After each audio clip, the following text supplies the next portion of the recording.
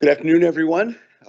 My name is Jim Lake, head of training here at Viking, and I'd like to welcome you back to another season of Tech Talks. And just like the first season of Tech Talks, Shaun, Kramer, and I are going to start off with a revisit to our dry pipe systems and talking a little bit about dry pipe systems. A couple of years ago, we had some questions and answers for you, and in this case, we're going to look at functionality of each of the systems because they operate, each of the valves operates a little bit differently, including our new Model VXR. And we'll talk about the trim components and their operations as well. And we will hit some of the topics too, as far as the questions and things, but we're going to take a real close look at components and operation and what's been driving the train here where codes and standards are concerned. So I'll have Shaun join me out here. Come on, Shaun. Shaun Kramer, our Director of Technical Services here now, also a committee member, right? On one of the technical committees? Yep, on discharge. On discharge committee now. Great. Good afternoon. So what we're going to do to start off with, we're going to get right into a discussion about the differential dry pipe systems and differential valves in particular, because a lot of this, Shaun, was driven by NFPA 13. In recent editions, they've started to make a difference. I mean, they define a difference between what is a differential valve, a differential dry valve, and something that has been what they term as a mechanical dry valve. Now, this wasn't an issue. This wasn't even in the standard back, when I was doing the NFPA 13 work back in 2010. This wasn't a definition. These are fairly recent definitions as far as the valve itself. So let's take a look at this definition that we have. Is a differential dry valve, you can see, is a water control valve. That's an interesting term that they just added in the 2022 edition. That is held closed or in position by system gas pressure exposed to the surface area on the air or nitrogen side of the clapper, where such surface area is larger than the surface area on the water supply side, and with an intermediate chamber between the two surfaces that is open to atmosphere. Now, we've had those around for a long time. Differential dry valves. Right. Just never really had a definition for them. Yep. Counter to that is this definition now of a mechanical dry pipe valve, and it's a water control valve that uses a series of mechanical devices, such as levers and springs, diaphragms, and latches, to actually hold the valve closed in position with air and nitrogen pressure, and without using a clapper surface or areas provide the differential between the two. So in one, we're using mechanical levers, springs, diaphragms, something to hold it, not a differential in the pressure. Whereas our valves, all three of our Viking line valves, Sure, yep, are differential valves. Yep, right? Yep, So, that's correct. Yep. So what we're going to do here now is we're going to step out of the way, show you a quick video that comes from our virtual Viking platform, and actually does a really good job. It's highlighting our VXR valve, but it does a real good job in defining kind of how a differential valve, the whole system, works. So we can start there, and then we can start to compare how each of the systems operate. So we'll get out of the way here. We'll start our video.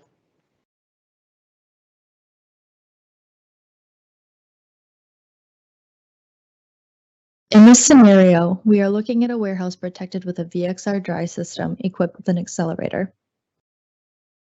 The VXR is a differential dry valve that operates on a mechanical advantage with a 6-to-1 pressure differential. The valve features minimal moving parts and can be externally reset. An accelerator is a device that speeds up the process of tripping a dry system. A slight but sudden drop in air pressure from an activated sprinkler will cause the accelerator to activate, redirecting air to the intermediate chamber of the VXR valve. This adds pressure to the valve's intermediate chamber, causing the air differential between the outlet and the intermediate chamber of the VXR valve to equalize. This will allow the inlet water pressure to overcome the air pressure in the outlet as air pressure continues to drop due to the activated sprinkler. In a scenario where a fire has started in the warehouse and begins to grow, sprinklers will operate. Air escapes through the operated sprinklers, causing the air pressure within the outlet of the valve, the trim, and pipes to drop. With the equipped accelerator, the slight but sudden drop in air pressure from the sprinkler operation causes the accelerator to activate, and air is redirected to the intermediate chamber of the VXR valve, adding additional pressure under the clapper. Following the loss of air pressure, the low air supervisory alarm is activated. The lowered air pressure will cause the air maintenance device to open. This may trigger the air compressor to start. The decreasing air pressure over the clapper reduces the mechanical advantage within the VXR valve. Water from the inlet chamber of the valve pushes the clapper open and into the system piping. The water flow alarm is activated. Remaining air pressure in lines without sprinklers that have operated allows the flow of water to bypass those pipe branches and quickly reach the operated sprinklers.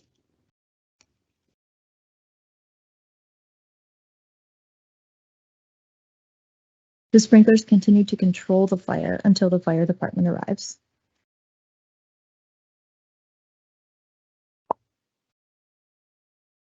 All right, and we're back.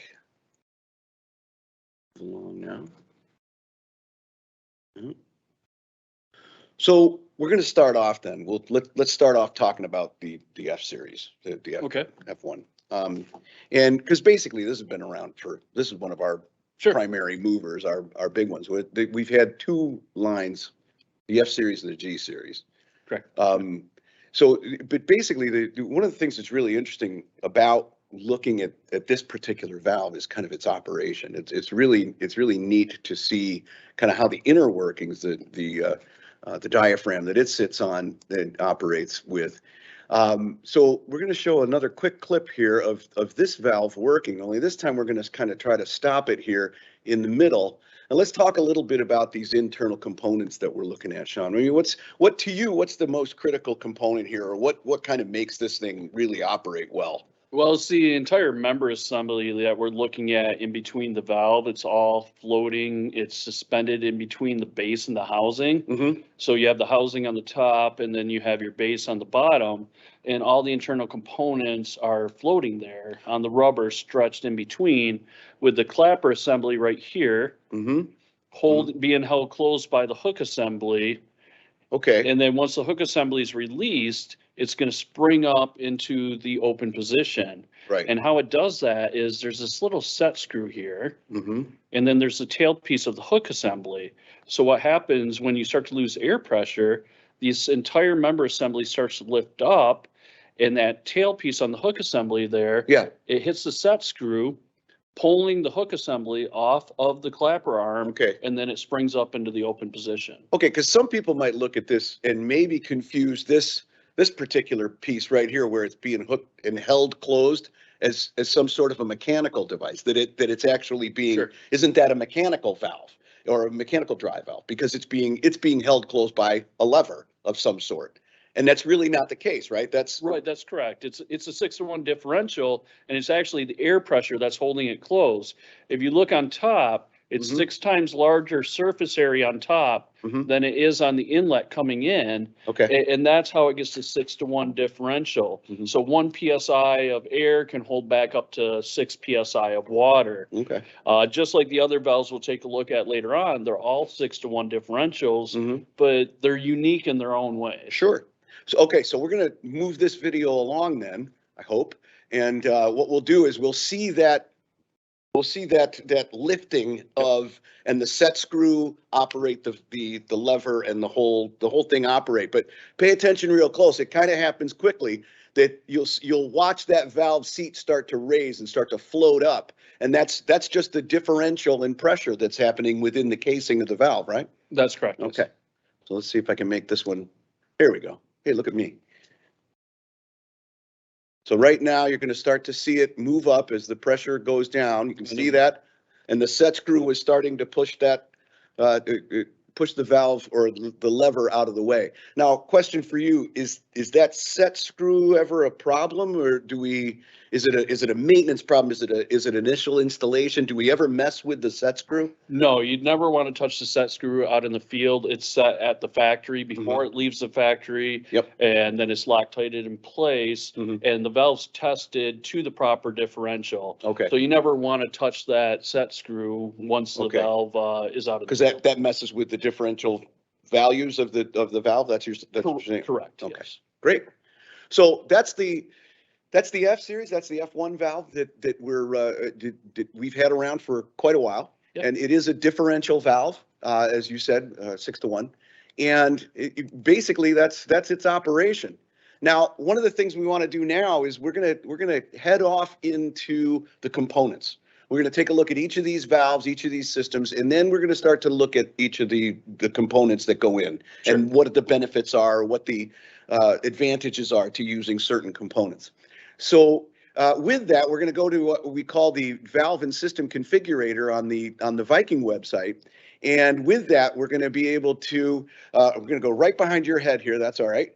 And we're going to actually configure the Model F dry valve, a dry valve system. And you can see that we've got a number of different end preparations. We'll just go to groove right now. And so when we start this conversation here, then what we have here is our F series valve, our F valve here. Yep. And it's kind of bare. It doesn't have anything on it until we start building it out. So this is what we're going to do as we build it out. We'll talk about these components as they come in. Sure, Well, this is standard trim that would come on the valve when Okay. you order it. And then you get your additional accessories that you add to it, which Sure. you and I are going to go through here as Yeah. we start to build on it. Now, one thing I notice here, we stop at 6 inches. That's Now, correct. what happens if I want to do, if I've got a dry system, one of the questions that we came in, what happens here, I'm looking at a 8-inch dry valve, but we don't offer that? Well, we do. In our standard line, we have the Model F dry valve series. We have the Model G dry valve series and the new VXR series as well.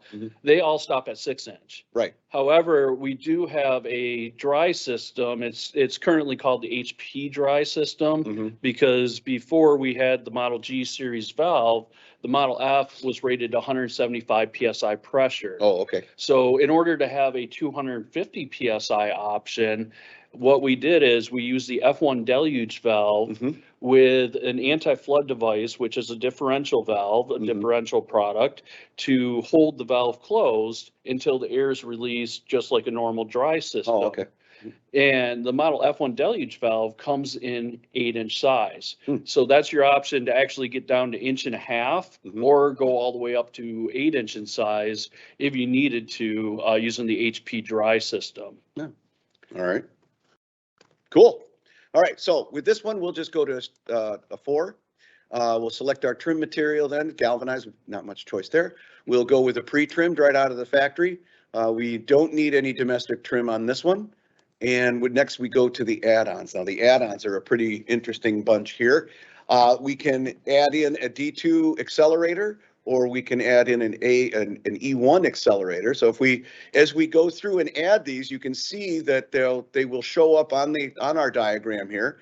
Our anti-columning device that comes around to the other side. We'll talk more about the anti-columning when we get to the VXR discussion and exactly why that's necessary on all these valves. So we're going to but we've got one on this, and then it looks like I've got a choice here. I've got an E1 accelerator and a D2 accelerator. If I go here, it's a totally different trim package. So why? And you know what? I've got them right here too. These bad boys look the same. So I've got right here a D2 accelerator. This is the D2 accelerator right here, and very closely related is the E1. It looks almost the same. Why would I use one or the other, or what would be is there an advantage, or is there just a legacy that comes along with this, or what was that? Like you said, they are very similar. And one of the things to keep in mind with the D2, it has a built-in anti-flood device. Okay. So this built-in anti-flood device right here once the accelerator operates, this anti-flood device kicks in Mhm. and it prevents water from getting to the upper chamber and flooding out the accelerator during operation. Which is bad. Exactly. Yes, if you have a flooded accelerator, you would not be able to reestablish air pressure on the Okay. air gauge when you try to reset the system. All right. Now, so the D2 actually vents through Mhm. down to the intermediate chamber of the Model F dry pipe valve. Okay. Now, the Model E1's a little bit different.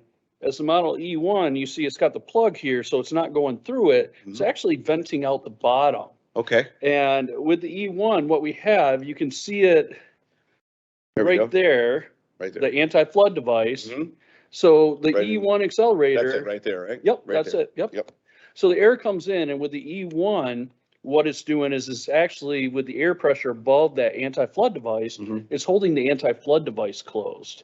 So when Oh, this one okay. vents out the bottom, Mhm. it's going to release that air pressure off the top of the anti-flood device, Mhm. and it's going to be actually the anti-flood device that routes the air pressure to Okay. the intermediate chamber to operate the dry pipe valve. All right. So we're seeing that in this piping right here. Everybody should always turn their phones off when you're online. Oh my goodness.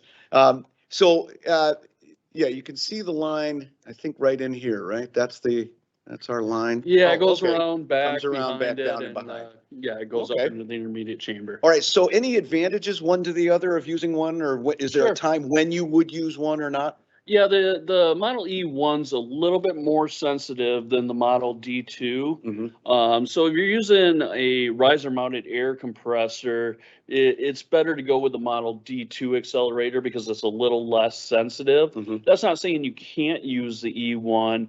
It's just a good practice to go with the D2 with a riser mounted compressor. Okay. If you have a tank mounted compressor, then it just comes down to a matter of preference, with the E1 being a little bit more sensitive. So it's going to help the dry pipe valve activate a little bit faster if you're getting really close to a water delivery time you might have to meet, Oh, yeah. where the D2 is going to be a little less sensitive. So it's kind of depends upon what your system needs or what the requirements are for it. Okay, great. A couple more things that we can take a look at down here. We've got the standard, let's say we'll stay with the E1 there. We'll go to an air maintenance device and preferences on an air maintenance device. This is actually an option, an add-on. Why? Where are these coming from and what's their function? Well, first off, it's an add-on because if you had a riser mounted compressor, Mm-hmm. you actually don't want to use an air maintenance device I see. because it can cause what's called short cycling in Mhm. that compressor. Okay. So you have a 1/16 inch restricted orifice in the regulator of the air maintenance device. Mhm. And what happens is you're coming from your riser mounted compressor to the air maintenance device with a 1/2 inch piece of pipe typically. Mhm. So the compressor will kick on. Yep. Your switch on your compressor usually has a 10 or 13 PSI differential depending upon the manufacturer. And so it's going to fill up that small piece of pipe, hit that 1/16 inch restricted orifice, and then it's going to satisfy the switch and kick off. Mm. Well, then it's going to slowly bleed through that Okay. restriction Mhm. and it's going to kick back on. And it's going to keep doing that on and off. It's called short cycling. Okay. So that's why you don't see an air maintenance device in every situation. Mm-hmm. However, if you have a plant air supply or a tank mounted compressor, you definitely are going to want to use an air maintenance device because that's how you're going to regulate how much air How much air pressure pressure is is coming coming into in. the system. Sure. Okay. So typically, what you would get it set at is 40 psi, and then if you want to adjust it, the little knob on the top of the regulator, there, Right, the little right. hex screw. Right up in here. Yep. Yep. You just turn that clockwise to increase your pressure or counterclockwise to decrease the pressure. It's kind of a trial and error thing from that 40 psi Balance to it get it out. right, but eventually you'll get there. Okay. And then our final two pieces of equipment here are the PS10 and the PS40. Two different functions on these. One does air and one does water, Shaun. Which is which? Well, the PS10 is going to be your alarm pressure switch. Mhm. So that's going to be the water flow switch. And one thing to keep in mind when you're looking at the PS10, there's a -1 and a -2. Mm. And what that represents is the amount of contacts it has. Okay. So if you know you only need to wire it into one alarm, like an electric bell or something like that, Yep. then you could just go with the -1. But if you need more than one alarm, you're definitely going to want to go with the -2. Okay. And the PS40, which is the air supervisory switch, on a dry system, you're always going to want the -2 because you're required as per NFPA 72 to have a supervisory 10 PSI higher than what the system set pressure is and 10 PSI lower than what the system's set pressure is. So you have a high low air alarm, therefore always requiring the -2 on the PS40. Great. All right, so we've trimmed it out there. We put everything in. Like I said, we'll come back to the anti-columning device because that's something that obviously is protecting against water column, which is a collection of water above the clapper. One of the interesting things before we kind of go further, maybe we should just talk about it right now. We've got one showing on this particular valve, but this really isn't the valve that it was geared towards, really, was it? I mean, we don't. How problematic in a valve like this? How problematic is columning? Is it really something that we need to be concerned with? Yeah, actually, the Model F is the one that you would most likely see it on, because what happens a lot of the time is when you take the cover plate off and you reset the valve, it's still draining down. It's going to continue to drain down for an extended period of time, especially on a larger system. And on top of that, you get condensation coming back when a lot of the piping's pitched back to the riser. That's going to accumulate over time as well. Oh, okay. So what happens with it being a 6-to-1 differential valve, for each foot of water, you have 0.433 PSI of pressure acting against it. I'm going to round that up to half PSI for sake of simple math here. Simple math. But if, let's say you had a 10-foot water column on top of the valve. Okay, so we're looking at an additional 5 PSI, you would think, right? Right.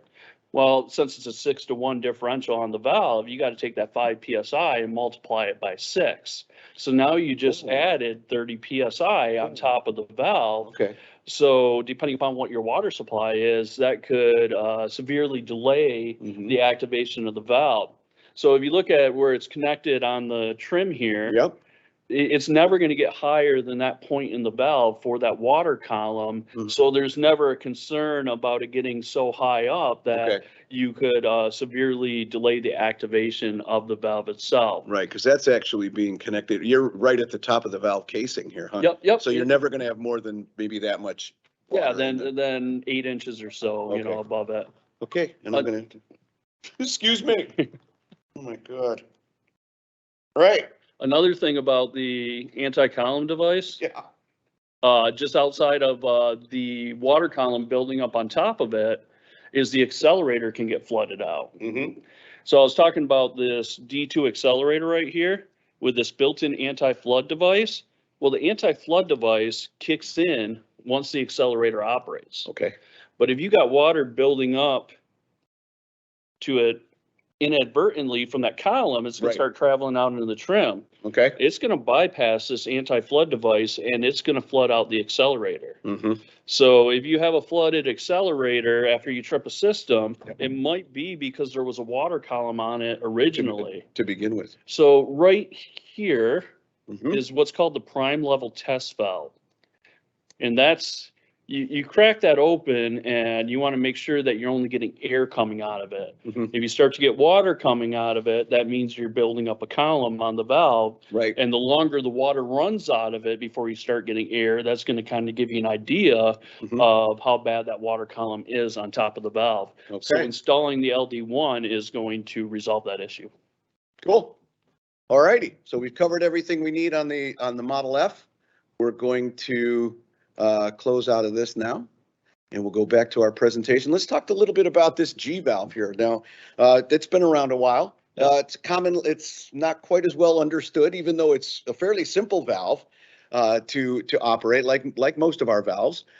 Fairly simple. But what it actually has is the brains of this operation are actually outside the casing, whereas the pressure, all the pressure was inside the valve itself. On the other, this one has this job, right?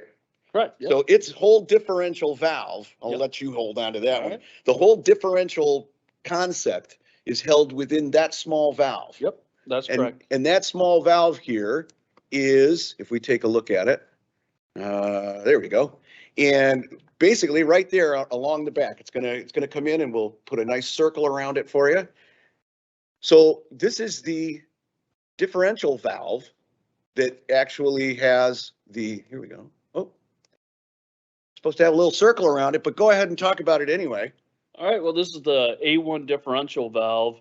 And like you were explaining, Jim, this is what is giving you your differential on the valve. Mm-hmm. Inside the Model G series valve, there's a priming chamber, and that priming chamber expands the diaphragm onto the seat. I think we've got a video. I think I've got a slide on that. All right. Excellent. Now you explain it to us, Shaun. Well, the A1 differential valve, now that you can see it up on the screen, if you look at the top here, Mm-hmm. it's 6 times larger than right here where the prime water is being held in. Okay. So that priming chamber is filled up and the prime pressure is held into the bottom of this A1 differential valve. The air is coming into the top of the A1 differential valve. So the same concept like with the Model F, just doing it in a much smaller component here rather than the valve.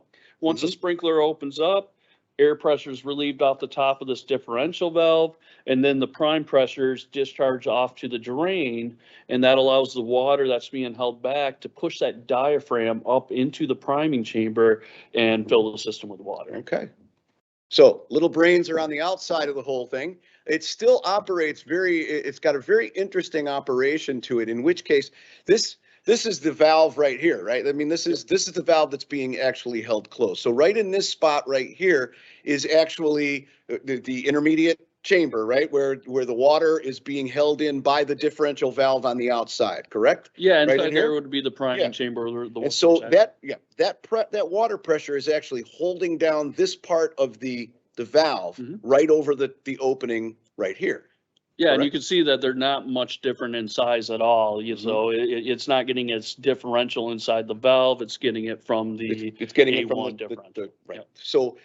So all the air pressure, or the water pressure is being held in here. It's holding the valve clapper down. This would be, for lack of a better, that's the clapper. Right. It's being held down on top of the waterway here. Yep.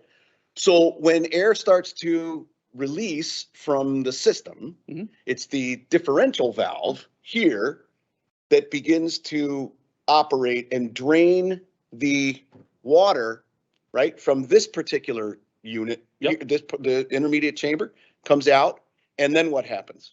Then the water's gonna push that diaphragm that's right here up into the priming chamber. It's actually a rolling diaphragm. Yeah. So push it up, and then the water's going to fill the valve. It's going to push up on this internal check diaphragm right here, and then the water's going to fill the system. See if we can get it to work. All right. There we go. There it is. Yep, disappearing up and in. And you see the internal check diaphragm raising up there. And all the water goes through. It's a beautiful thing. Yep. Okay. So that's, when it comes to the valve itself, once again, it looks different. It's an odd shape. It can be pretty intimidating. What is this? But it really is a very simple and operates really under the same principles of the differential valves. Yeah, definitely. And if we talk about the accelerators here, we looked at the Model F, and you had your choice between the D2 and the E1. With the G series, you only need to use the E1, and you don't need all that additional trim with the anti-flood device for it, because there's actually a check valve on the G series valve that prevents water from getting up into the airline once the valve trips. Oh, okay. So there's a cross with a plug on it when you get it, and you just remove that plug and you throw a ball valve nipple, and then your E1 accelerator right there, and you're all set. You got it. Great. Okay. All righty. So let's go back to the valve configurator then, and we'll work on a Model G. Now these pre-trimmed only. These all come from the factory pre-trimmed. Once again, 2 through 6, no 8s. So you would go back to the same answer from the last time. So we'll just pick a 4 here, and this here, no, and domestic trim only. And is there anything different that we really need to talk about on this? Looks like it. looks like there's one component here. So let's pick our anti-column. Let's pick our E1 accelerator. Let's talk about this drain manifold. What's a drain? That's just there because we offer it. There's anything special about that? Well, it's just an additional accessory so that you don't have to pipe all of the drain in the field. So it comes with the check valve, and it's all ready to connect your drain cup where it should be underneath the drip check. Technical operation wise, then no impact on the whole system operation. Correct, right. Oh, okay. So you might have the air maintenance device, and then that's it. It's fairly straightforward. All comes pre-trimmed if you need it, if you'd like it that way. Well, pre-trimmed only on these, but there's the system. And once again, pretty straightforward as far as its operation. So let's move along then to our next valve, which is our brand new valve. And this one came out when? Just last month. Just last month. Our VXR series, our VXR valves. And these are external reset valves. Yep. So joining the family out here with external reset valves, a little bit different in their arrangement. In fact, quite different in their arrangement for some of the obvious reasons that we'll point out. But again, with this one, this is got a nice operation to it. It is an external reset valve, and the reset button is down here. Plunger is down underneath. Take a look at this video and show you kind of how it's operating. And it really a quick one is you've got all the water. This is kind of post-operation. All the water's draining back out very nicely. Sure. It's coming all out now. No columning involved at all with this one. In this video, but basically right here, you push up and down. That's it. That's the whole operation, right? So this is a differential valve. Yes. Yes. Correct. Okay. Yep. 6-to-1 differential. Okay. Yep. And tell me about what's the difference here? What's the kind of, how is that operation? It's a 6-to-1 ratio. Okay, that's normal. Sure. What's the real difference of using something like this? Well, with the Model VXR, it's still a 6-to-1 differential. So we saw with the Model F that it was that floating member assembly that everything was on. Right. And you can see inside here that it's a much smaller clapper that's rectangular, that's going to be held in the closed position and give you that 6-to-1 differential on top of it. Let's see if I can get it to that right now. Sure. Whereas the G series, we saw that uses the priming chamber. So, yep, we were almost on it right I was almost there, almost had it, but I couldn't quite pull it off. All right, so it's just a straight rectangular plate. Yeah, and it's top. If you ever needed to get inside it and replace it, it's real easy to remove. Like, for example, with the Model F, you got to take some retaining rings off and slide it out and get inside there. This one's really simple. You just pull out the clapper rod and replace it and put it back in. For example, we have a 4-inch shown there. It's very lightweight, 50 pounds for a 4-inch for the valve itself. And the footprint that it takes up, you can see it's so small of a footprint. And so any concerns about, any concerns about the internal or the external reset of this? I mean, you're not taking a look inside anymore, but is there anything to be mindful of when you're resetting things? Doing it in the right sequence, I guess, is where I'm going. Yeah, exactly. It's a very easy valve to reset, like you showed. You just drain it down, right? But you got to make sure you drain it down before you hit the push rod down here. Okay, right. So you push that up, and that's what's going to release the clapper to be seated back down. You don't want to do that before you drain it down, and that's why we actually put it on the bottom there. So you have to really focus on deliberate. Yes. You really have to want to push on it instead of just accidentally leaning on it or bumping it and causing it to reset prematurely. Right, because if that thing resets premature with all that water up, where's that water going to go now? Because it's not going to open. The valve's not going to open back up. Where are you going to drain? That little drip check right there. So that's going to take a while. That's going to take quite some time. So word to the wise, everyone: don't touch that until your drain is complete. All right. So now we're going to go to our next slide here. We're going to go back to NFPA 13 because NFPA 13, while it defined what a differential dry valve is, there's only one other spot in the standard that it makes a reference to differential dry valves, and it comes right here in this section in Chapter 8 in the 2022 edition about high water level protection. And basically, it's setting it up that if you've got the possibility to reseat the valve here after actuation without actually first draining the system, you know, protection against the occurrence of water above the clapper is permitted. And then it comes down even further. If you've got a differential dry valve, the clapper shall be provided with, you know, protection against accumulation of water absolutely has to be provided there. Now, again, it has a high water level device. It's saying, doesn't really say which one. Sure. We're going to show the anti-columning device because that's the one we use here, which is a very interesting device that actually in this video, we're going to see here that the system is operated. The system has been reset. And now to your point, there's still drainage. You made this point earlier. There's still drainage coming back down out of the system. Sure. And so that drainage here is accumulating and accumulating and accumulating. And you know, like you said, if it gets to be, you know, up 10 feet up in the air, you've got a substantial amount of pressure underneath. Right. So we got to get this out of this water column. We got to get it out of the casing. And that's what our anti-columning device does. So tell us a little bit about how this is working. Well, you have a stainless steel ball, as you can see right in here, that's seated and is held down by the air pressure inside the system. Now, when the water starts to accumulate on top of the valve here, it's going to float this ball up from the seat. Once the ball is lifted off the seat, then the water is going to be drained off to the drain cup. Okay. So it's never going to let it get higher than where it's connected on the trim there. Yeah, let's go through that one again, because here we have one. It's not a really big device, but it just kind of hangs off to the side. You can hear the ball valve in it, the float valve inside. And basically it's just going through and one more time, we'll take a look at it because I think it's kind of cool to see how it operates. So there's our column. It's all gone up.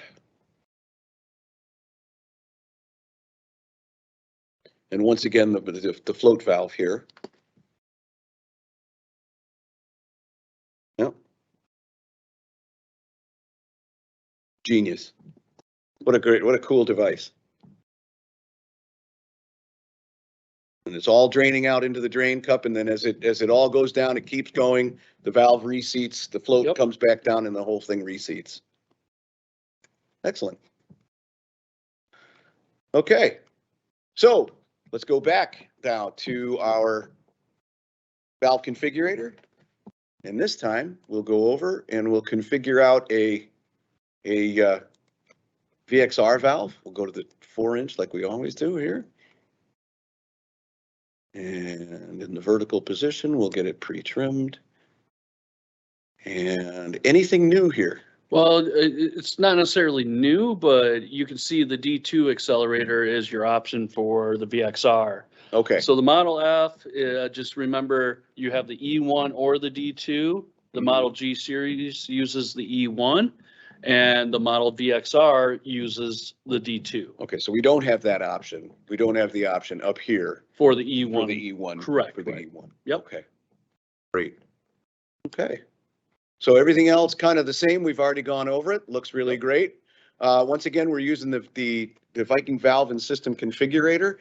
This particular digital tool allows you to build out your valves and your systems and such, and then you know as you go along, and once you're done with everything, you can have the final summary. This is kind of a cool thing to look at, an overview of the whole system that you just built, as well as all of the technical data pages that go with it for any kind of submittals. You can either save them, download them, zip them, or you can download merged, or you can connect and send it all to SupplyNet or to SupplyNet for pricing. So it's an interesting component there. That's the tool we've been using to model this out for this whole episode here. Let's see. Anything else that you need that you want to share with anybody on Viking, on technical services, on our valves? Anything on your mind as far as questions that you get or anything like that? Yeah, one of the common questions we get, it actually has to do with the accelerators, and sometimes the accelerator gets flooded out. And the reason you know that happened is because you're no longer to establish the air pressure in the upper chamber of the accelerator. Okay. And I pointed out earlier in our discussion that it can happen from a water column. It also can happen if it's improperly reset on the accelerator itself as well. Okay. So if that happens, it's a real simple fix. You don't need to replace your entire accelerator. All you have to do is take off the cover of the accelerator, and underneath there is what's called the cover diaphragm assembly, and it's got a white cylindrical piece in the middle of it. Well, in between that piece, there's a couple metal retainers that are holding in some bronze screens with microscopic holes through them. Well, in between that is a microscopic orifice. We've referred to it as a industrial jeweled orifice, and that's your path to get to the upper chamber. Okay. So when you take that cover off and you take that out, if you just take some compressed air and 40 psi or so and blow it through each side of the cover diaphragm assembly, almost every time that's going to dry out the water, and then you can put it back in the accelerator and set it back up. Neat. All right, now one more thing before we go. A couple of things. We're gonna go hit this no more button. I hope, and it. Oh no, and I can't no more. Hang on. Hang on. I got to get you to that part. I hope I can. And we'll go all the way down through.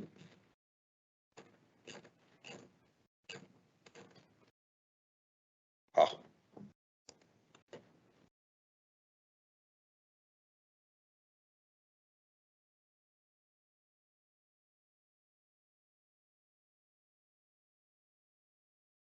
Nope. Well, it always seems to work when you test it. There's always something going on here when you test it. You just thought maybe we had it. What I am going to do though is we're going to do this manually. Then here's what I'll do. I'm going to take us out of this. Taylor, I hope this is all going to work for us here. If I go to the website, and we'll go to our website here.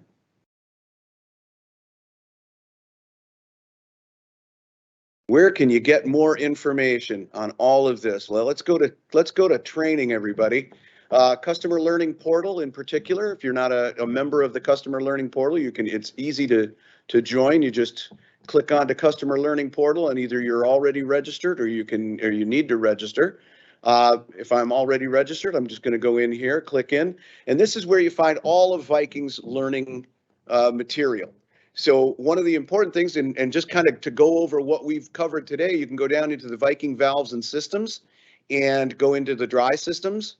And you've got a number of courses on our dry systems, including the previous Tech Talks and a whole bunch of, Shaun was talking a lot about repairs in this episode here.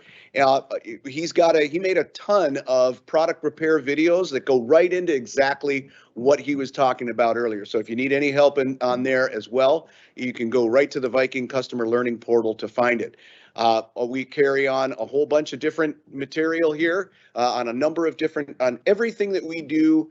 On our assets, our training assets are online. Everything that we create to do live, we also create to do recorded into here.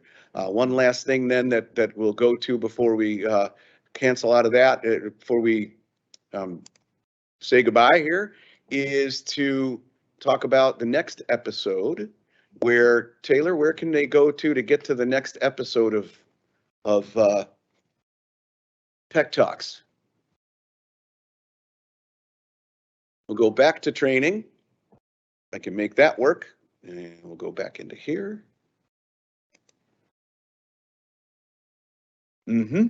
So once again, we go to training, and we're going to go to Tech Talks. And you will see the schedule of upcoming episodes right here. We've got Tech Talks. Next one is going to be on fluorine-free foam, and that'll be in March. And then we'll do some special sprinklers discussion. Then we will go on to hydraulics and new technologies and equivalencies all the way up through June. And by then we will be scheduling out some new ones for you for the second half of the year. So for Shaun Kramer, Director of Technical Services, and me, thank you for your attendance. Thank you for your time. And we look forward to seeing you on future episodes of Tech Talks.